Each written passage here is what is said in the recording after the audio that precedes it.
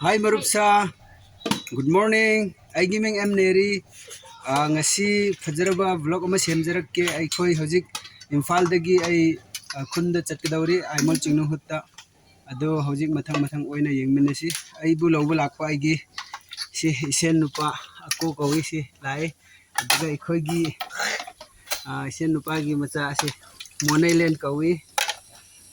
aduga aikoi hojik chatpa horagya chaleko aikoi si asi gari da chakadabani sida wow sida hapkadabani sida Marupsa aikoi chalu khige si gari da chakadabani changage ai sida wow sidagi chakadabani yare mathang oina chatsi hojik si aikoi gi isen nupa gi gari ne mana thaugadabani hojik chakadaure aikoi manailen sida yenglo ne Hi guys, aikoi chatpa hore aikoi gi su nupa manailen si mamangda phammi si nupa na gari thauraga leire si aibu lawba lakpani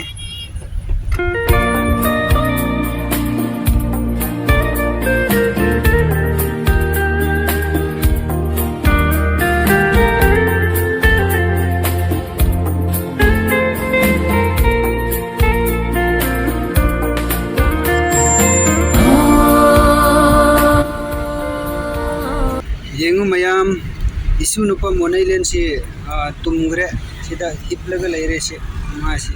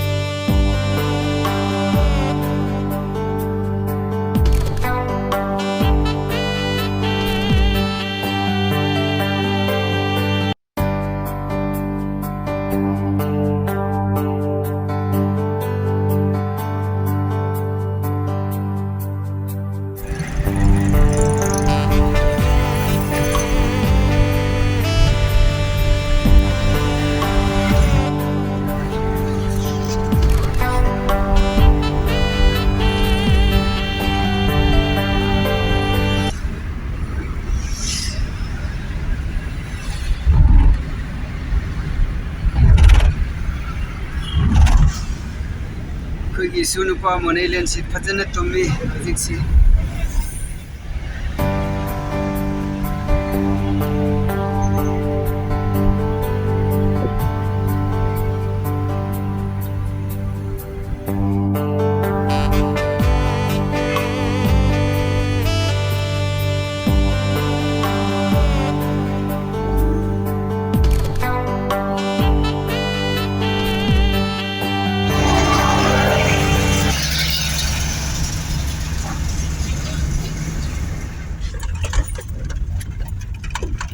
koigi kun changpham yaure si yengbiu Aimol chingnung hut Aimol naga yaure khrabani koisi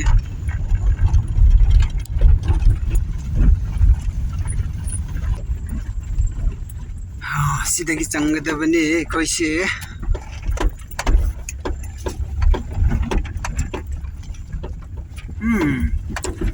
wow lambi si loina songame khoi gi yum si loina sengdok patare yaura khre khoi gi yum wow loina songame se injang napi tharaga leirame si mayam si wow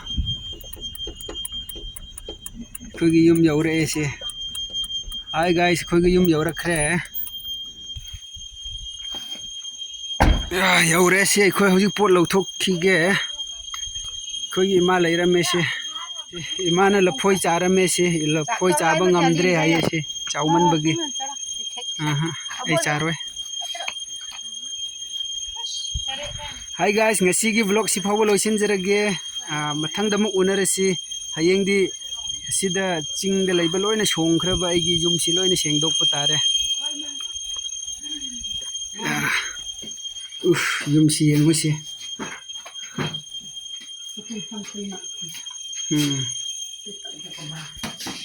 Hi Marup sa, hi guys. Asi fawba loisinjare ngasigi vlog. Support Toubiyu please. Ai fajaba aikoigi khungi vlog semjarakke mathang oina. Si fawba loisinjarage. Bye bye.